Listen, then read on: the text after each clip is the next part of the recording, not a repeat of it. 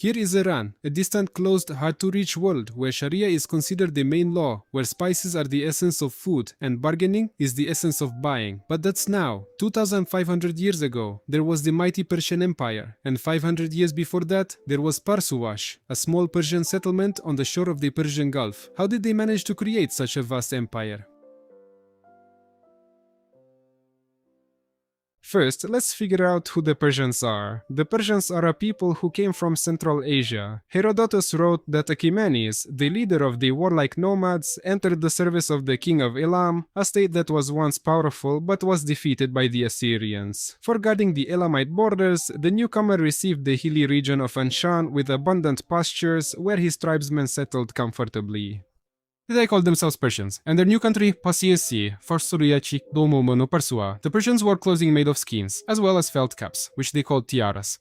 They did not drink wine, ate only as much as they had. They were indifferent to gold and silver. They differed from neighboring peoples by their tall stature, strength, bravery, and incredible unity. Their kings were no less ascetic. For example, a newly crowned king during the coronation ceremony had to wear simple clothing, eat a few dried figs, and wash them down with sour milk. The era of Persian power began with King Cyrus II of Parsua. At that time, Parsua was a tributary of the Median Empire, but the harsh rule of Astyages did not satisfy either the Persians or any other states within the Median Empire. Cyrus found like-minded people, rebelled, and rose against the Median king. In 3 years, Cyrus managed to subdue the once mighty Media and Armenia. Hyrcania apparently submitted to the Persians voluntarily. During those same years, the Persians captured the entire territory of Elam and made the city of Susa their capital.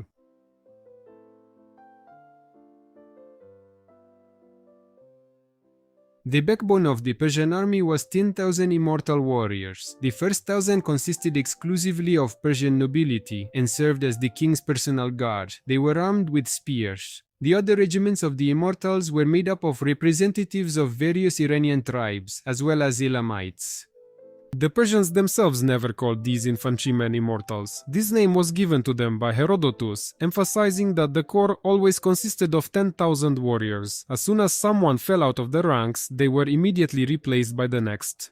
Another part of the army consisted of cavalry and archers. The cavalry was recruited from the nobility, and the archers from farmers. The combined actions of the cavalry and archers ensured Persian victories in many wars.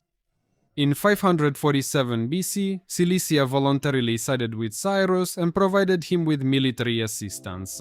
Thus, Cyrus closely approached the borders of a much more dangerous opponent, the Lydian kingdom, which also claimed hegemony in Asia Minor. Near the city of Pteria, the Lydians clashed with the Persians in a bloody battle, but it ended inconclusively, and neither side dared to engage in a new fight. Croesus, the king of Lydia, retreated to his capital Sardis and decided to request help from his allies, Egypt, Sparta, and Babylon. However, Cyrus, who was aware of his opponent's actions and intentions, decided to catch him by surprise and swiftly marched towards Sardis. 2 weeks later, the city was captured. Soon Cyrus's generals conquered all the Greek cities of Asia Minor. After this, the king's attention turned to Babylon. In 539, Cyrus set out with his army and fought the enemy's forces near the city of Opis. The battle ended in a complete defeat of the Babylonians. Then the large city of Sippar was captured, and soon after, Babylon itself.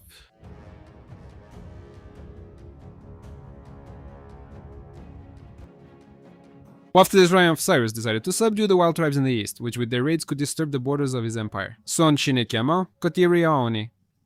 The king fought with the nomads for several years until he himself perished in 530 BC. The following kings, Cambyses and Darius, continued the work of their predecessor and further expanded the territory of the state. Thus, Cambyses managed to capture Egypt, and Darius organized a campaign into Thrace. Dordinta Nalita. But the Scythians pushed him back to the Danube. Instead of stopping there, the Persian army turned towards Greece. The Persians swept through Hellas like a fiery whirlwind, but in the Battle of Marathon near Athens, the Persians were defeated and had to retreat. Then followed a series of uprisings that demonstrated the weakness of the Persian Empire in the inefficiency of governing the conquered countries. Darius I began with reforms, who divided the state into 20 administrative units called satrapies, each headed by a satrap. exclusively of Persian origin. They exercised judicial power, oversaw the economic life of the country and the collection of taxes, ensured security within the borders of their territory, controlled local officials, and had the right to mint silver coins. All provinces were connected by postal roads, the most significant of which was the Royal Road, 2,400 kilometers long, stretching from Susa to the Mediterranean coast. As for the army, it belonged to the military leaders who were independent of the satraps and reported directly to the king. Darius I also introduced a single currency unit for the entire empire, forming the basis of the Achaemenid monetary system, namely the gold darik weighing 8.4 grams and the silver shekel weighing 5.6 grams.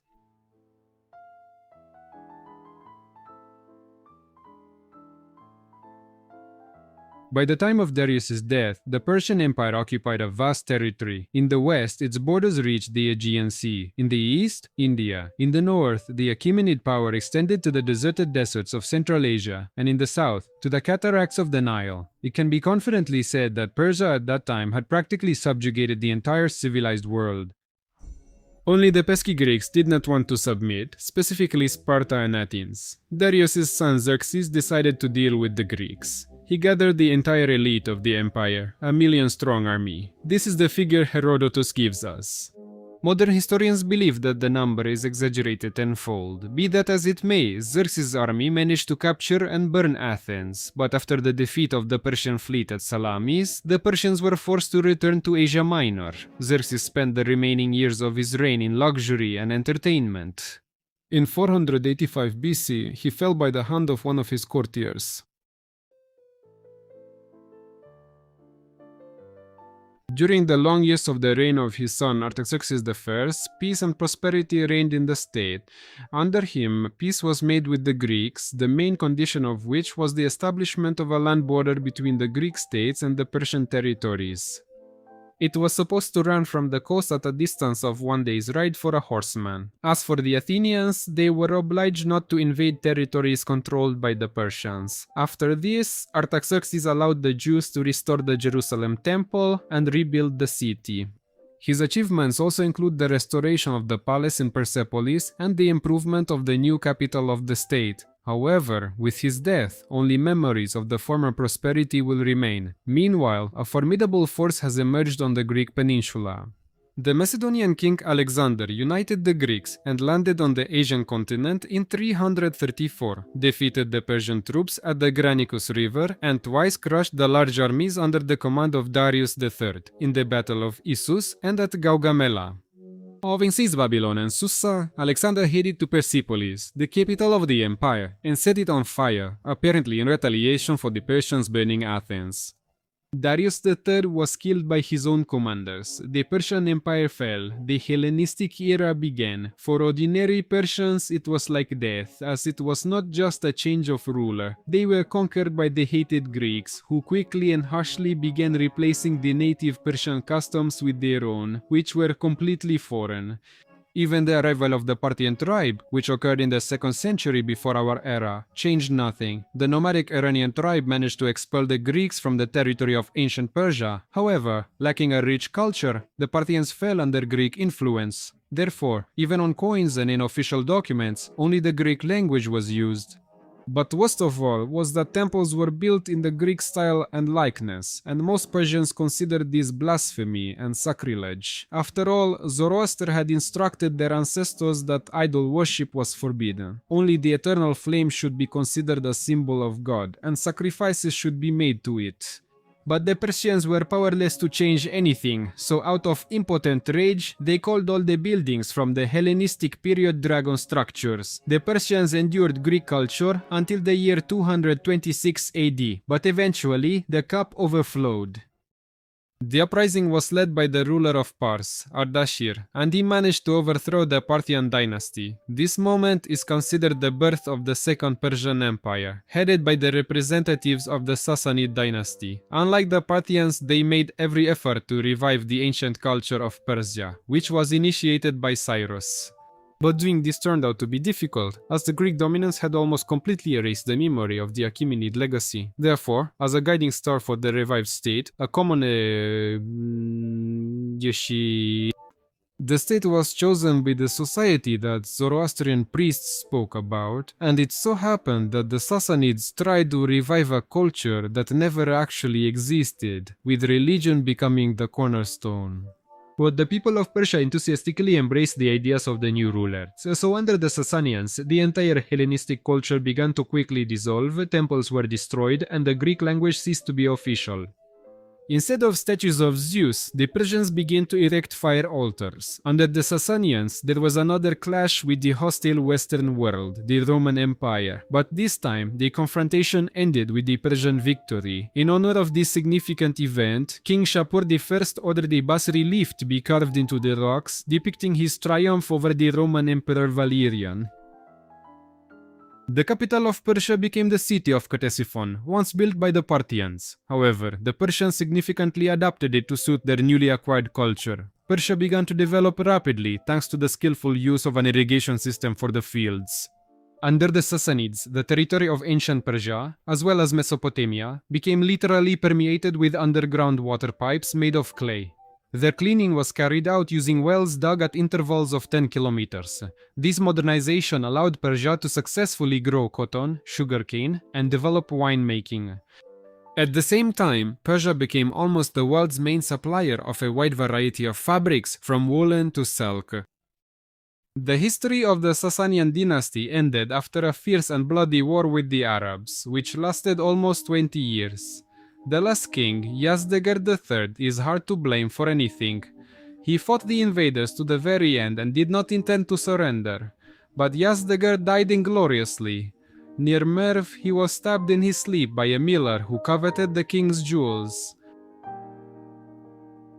I already have a separate video about the Arab Caliphate, I recommend watching it.